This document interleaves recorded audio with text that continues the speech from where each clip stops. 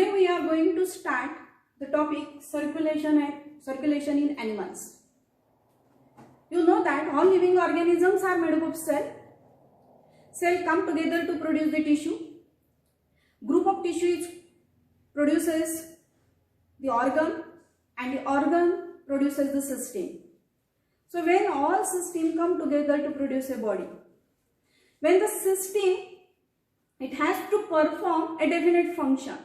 There are the different systems: circulatory system, excretory system, reproductive system, digestive system, and all this system, it has to perform a definite function. When they a definite function or they do a best function, then our body can perform a definite performance. Today we are going to see the circulation in animal. Before going toward the circulation in higher organism, there are the different types of the circulation. Open type of circulation and closed type of circulation. Open type of circulation and closed type of circulation. In case of open type of circulation, what is the difference between the open type of circulation and closed type of circulation? When blood is carried through a body cavity, then it is called as open circulation. And when blood is carried through blood vessels, then it is called as the closed type of circulation. The body cavity is also called as the hemocoel. Body cavity is also called as the hemocoel. Hemocoel, coelom is the cavity and hemo means the cavity which having the blood, is called as the hemocoel. And the blood vessels, arteries, veins are the different blood vessels through that the blood is carried in type of closed type of circulation. Then second point is, here there is no respiratory pigments are present.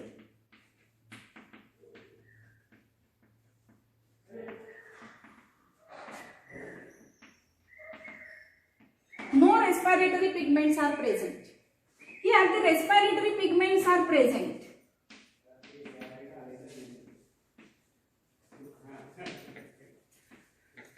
Respiratory pigments are present in the closed type of circulation. For example, hemoglobin is present. That's why the blood of human being is the red in color. And respiratory pigments are absent in the open type of circulation. That's why the blood of cockroach is white in color. Then the exchange of material takes place directly from blood to cell. Directly from blood to cell or tissue. There is a direct exchange between the material which is present in the blood. It enters into the cell. But here there is an intermediate organ is present, and this intermediate fluid is called as the lymph. Through that lymph, the material present in the blood is exchanged and enters into the cell or the tissue. So the intermediate fluid is necessary for the exchange of that material. Then there is no transportation of gases like CO2 and O2. There is no transportation of gases like CO2 and O2, but here the CO2 and O2 are transported. CO2 and O2 are transported in closed type of circulation. What is the example for the open circulation? Arthropoda. Poda means legs, arthro means jointed legs. In case of cockroach, jointed legs are present, and hemoglobin. Example of that closed circulation is human being. Human being is the example of the closed type of circulation. Okay, you know that in cockroach there are the 13 chambered heart is present. To that 13 chambered heart, alveolar muscles are present, and due to the alveolar muscle, due to the contraction and relaxation of alveolar muscle, the blood is circulated through the body cavity. So this is the simple difference between the open type of circulation and the closed type of circulation. Then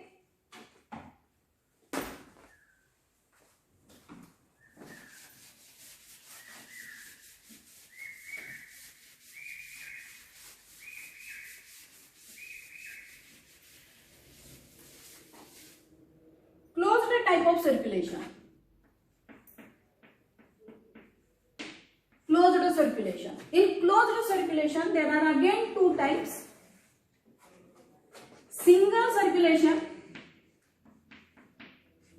and double circulation.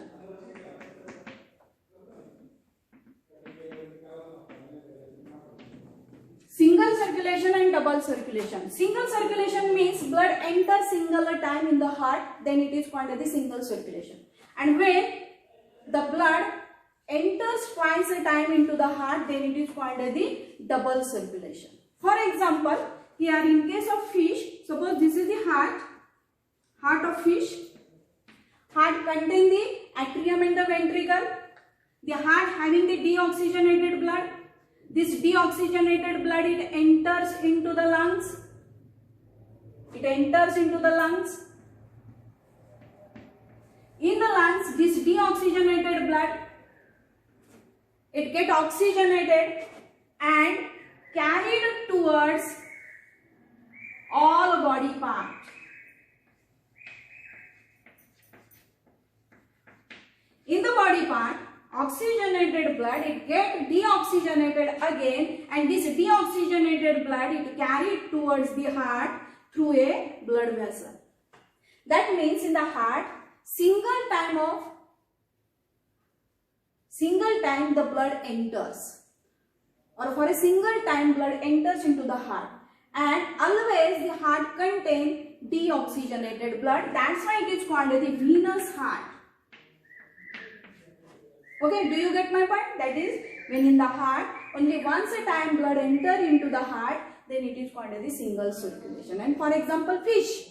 Fish is the best example for single circulation. Then what is the double circulation? In case of double circulation, or in case of human being, the heart of human being is a four chamber. Heart of human being is a four chamber. You know that the atrium are the upper chamber and ventricles are the lower chamber. Right atrium and left atrium, here right ventricle and left ventricle. Between that tricuspid wall and the bicuspid wall, blood passes from atrium to ventricle. Then here the deoxygenated blood, it is transported towards the lungs. It is transported towards the lungs for oxygenation, and it is carried through pulmonary arteries. Pulmonary artery. You know that generally artery carries oxygenated blood and veins carry deoxygenated blood.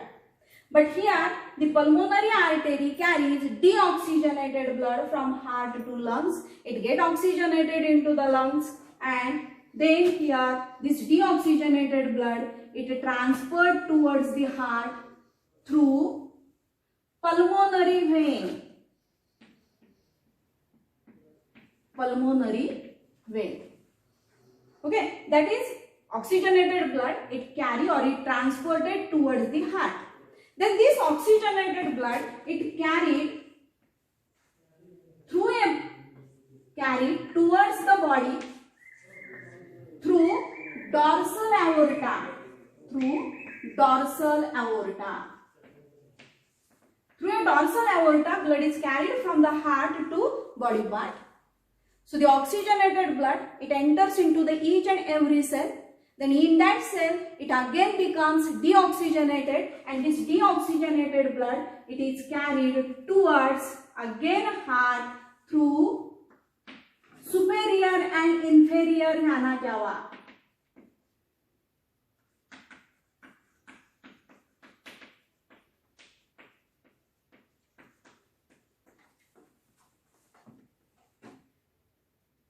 That means here in the heart, the blood enters twice a time. deoxygenated blood from heart into the lungs, then oxygenated blood from lungs to heart,